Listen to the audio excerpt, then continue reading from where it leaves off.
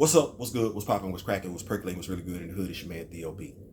And y'all know we going hard in the paint for getting T'Challa recast. Well, this is my first time editing, producing a movie or something like that. So I apologize. But what I'm getting ready to show you right now, I'm hoping you receive it for what it is, and I hope you understand it for what it is. Without further ado, ladies and gentlemen, Chadwick Boseman, Derek Boseman. I was on a roll when I entered the system of entertainment, theater, television, and film. In my first New York audition for a professional play, I landed the lead role. From that play, I got my first agent. From that agent, I got an on-screen audition. It was a soap opera. It wasn't Third Watch. It was a soap opera on a major network. I scored that role too. I felt like Mike Tyson when he first came on the scene, knocking out opponents in the first round. With this soap opera gig, I was already promised to make six figures, more money than I had ever seen.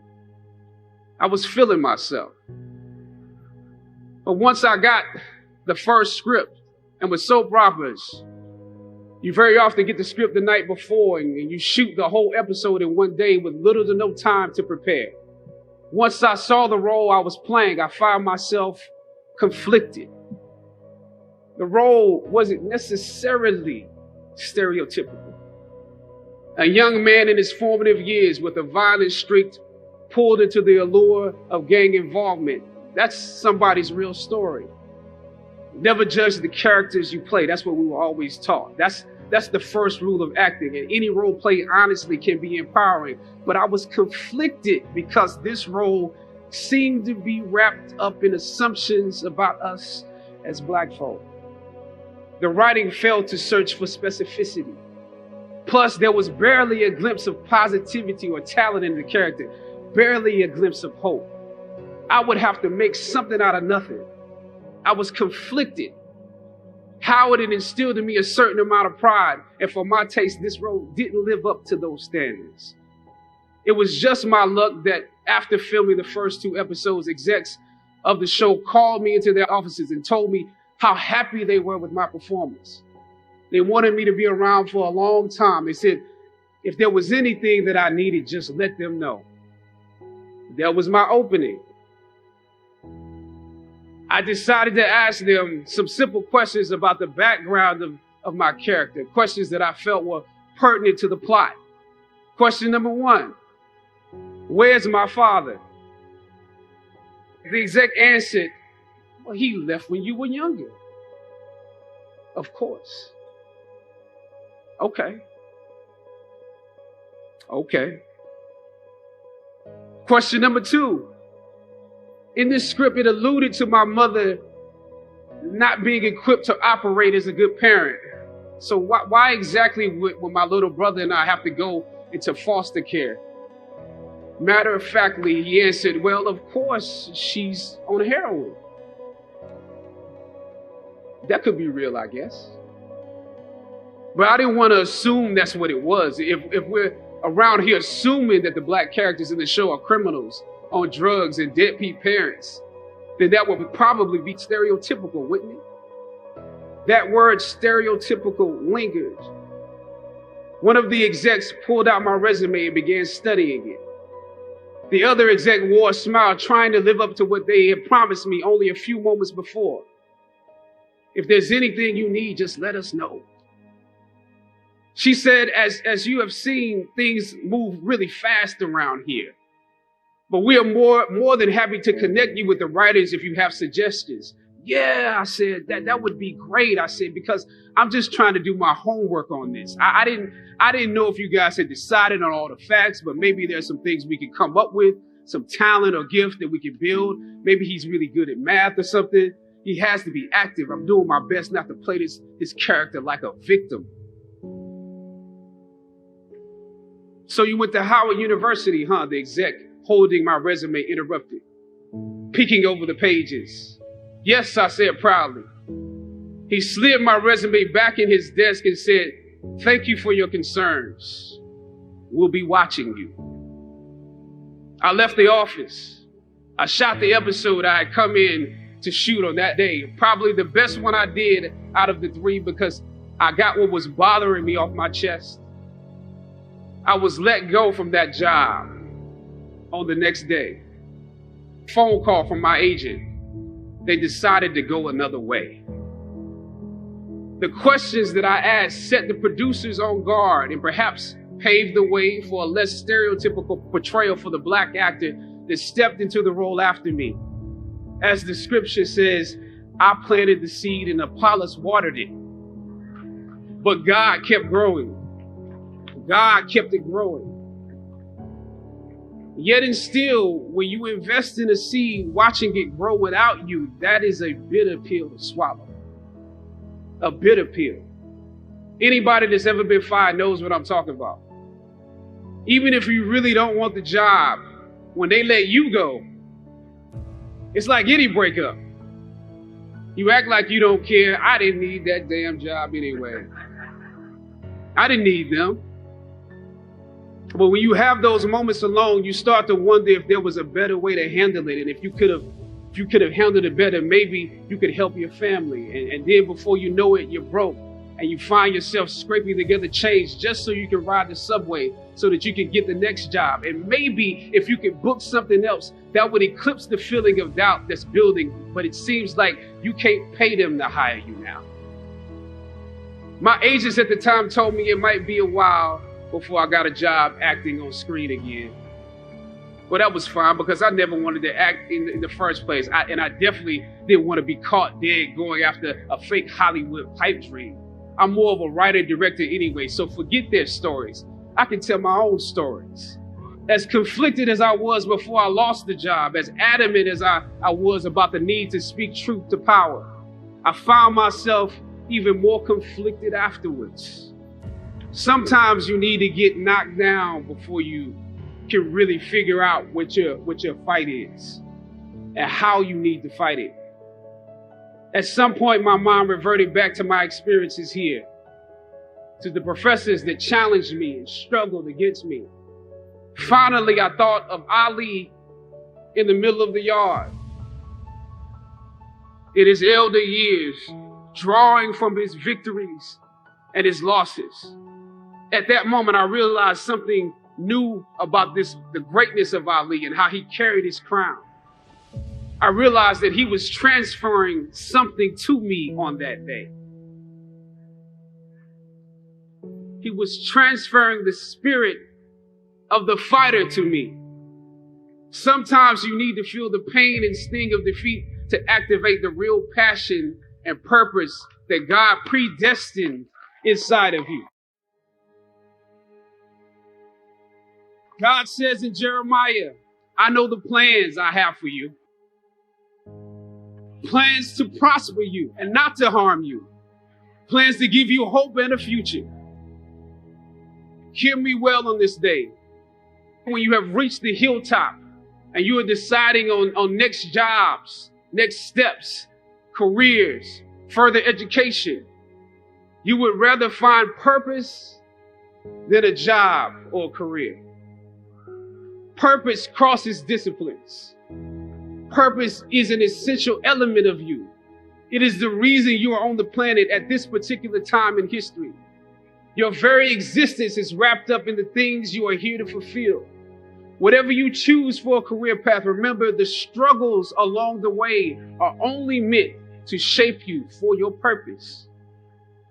When I dare to challenge the system that would relegate us to victims and stereotypes with no clear historical backgrounds, no hopes or talents, when I questioned that method of portrayal, a different path opened up for me. The path to my destiny. When God has something for you, it doesn't matter who stands against it.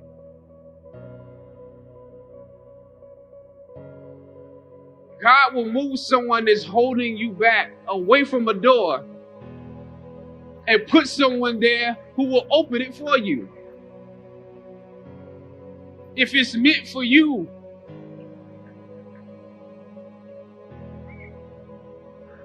I don't know what your future is, but if you're willing to take the harder way, the more complicated one, the one with more failures at first than successes, the one that has ultimately proven to have more meaning, more victory, more glory, then you will not regret it. Now, this is your time.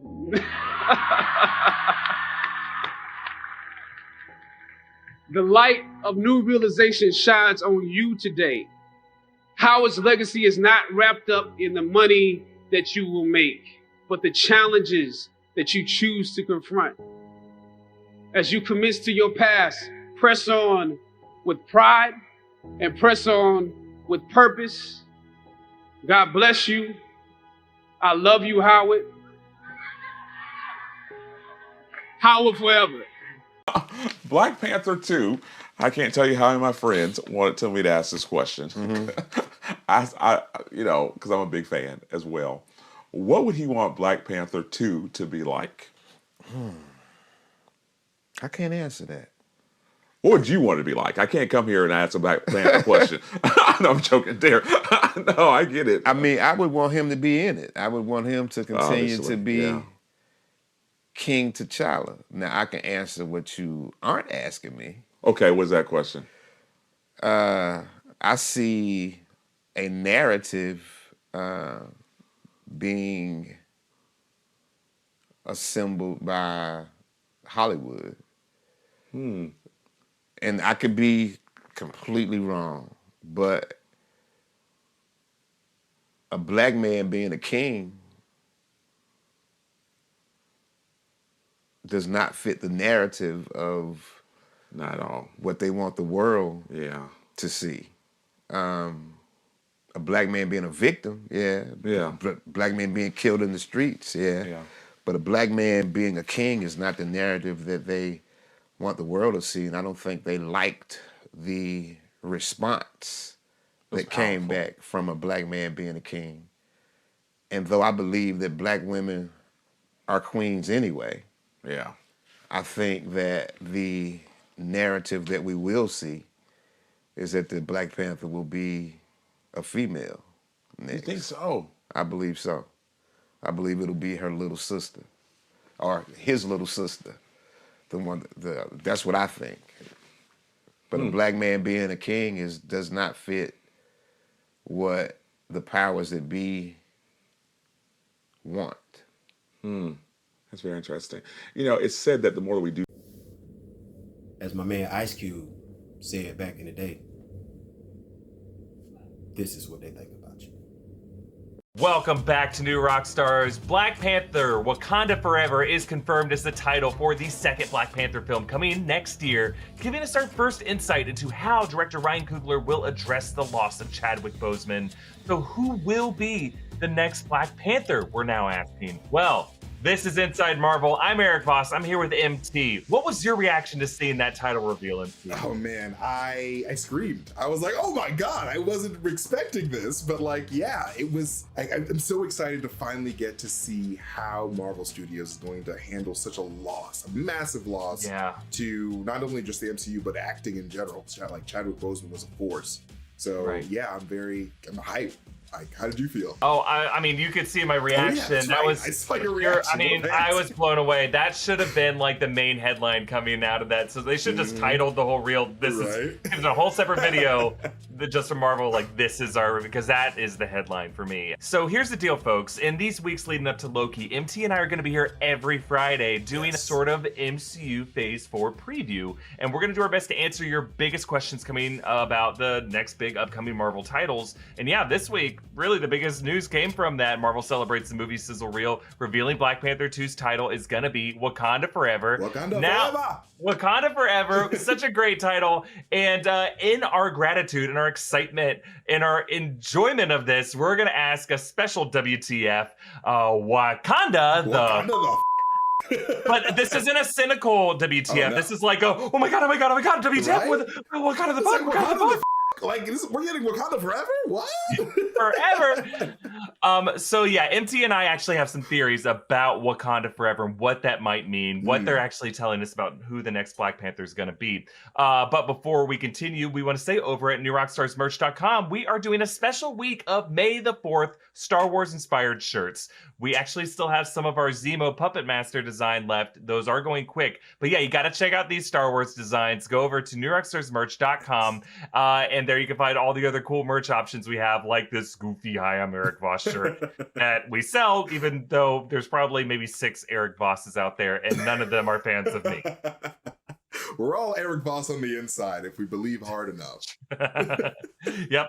All right, MT, let's dive right into it. Our first Wakanda the of the day is Wakanda the Does the title Wakanda Forever tell us about who will be the next Black Panther, Eric? Yes, great question. Now, first things first, it has been confirmed that Marvel Studios does not plan to recast the role of T'Challa, and they're not going to use VFX to weirdly animate the character the way Star Wars did with Carrie Fisher, right? So neither of those options are happening. Now, a lot of people did want there to be a recasting. I disagreed with that move, and so did Ryan Coogler and Kevin Feige and Chadwick Boseman's family. They all felt that the best way to honor Boseman's legacy was to not erase his performance by casting a new T'Challa and not put this impossible burden on whoever that new actor would be to live up to that expectations, to those standards. I'm sorry, that's just not the way we should go. Instead, it seems like Coogler's taken the path of embracing the message of his first film, of sharing power, sharing responsibility among all Wakandans to carry that legacy with all the heroes that T'Challa inspired in the world. Because, yeah, this was never about one person. It was about the family, the tribe, the nation, the world. Right, MT? Yes. Yeah, no, I completely agree. It's like Black Panther, it was not always about Black Panther. It's all about the story of Wakanda. And that's what makes the Black Panther character so interesting. Right. So having this Wakanda. Today, I'm serving up a Wakandan blend of tea, a whole pot of it about Black Panther 2, Wakanda Forever. All the rumors in one place that I've been able to confirm via my sources. You're going to get a pretty good look at what the movie's going to be. I'm very excited. It sounds excellent. So yes, as I myself confirmed way back in April 2020, it's going to be Black Panther versus Namor. There was, after all, the Namor tease in Endgame about an underwater earthquake, which the writers did confirm after the movie's release was indeed a tease about Atlantis. And originally, I'd heard that the clash was going to come about because of some bad blood between the two royal families due to family history. But now, of course, with the tragic passing of Chadwick Boseman, it's going to be Wakanda versus Atlantis because Wakanda will be vulnerable as they currently don't have a Black Panther. And they're in the middle of trying to decide who will take on the mantle as well as rule Wakanda. That's right, Wakanda will have not only no champion, but no ruler when the sequel kicks off, which will indeed make them very vulnerable. I think the stakes will be high. I love it! Now, wasn't the process of anointing the next Black Panther already detailed in the first film? Well, perhaps with no more sons in play, no male heirs, there will be a discussion in Wakanda as to whether or not Shuri, a woman, can assume the mantle. I thought Ryan Coogler did a wonderful job with his female supporting cast in the first movie and the importance of women in the Black community. So he might want to go there. And I totally trust Ryan Coogler, by the way, to do anything. I think he can handle any hurdle. I think he can handle any difficult subject matter. I think he's a really talented filmmaker. So that could be interesting. Last my sources heard, Shuri does become the new Black Panther at the end of the movie, but Letitia Wright's anti-vax tweets about the COVID vaccine and a couple of other unfortunate details about that whole thing might have jeopardized that. So I don't think that's set in stone. There are a couple things still in flux about the film, even though cameras are rolling right now, or just on the cusp of rolling.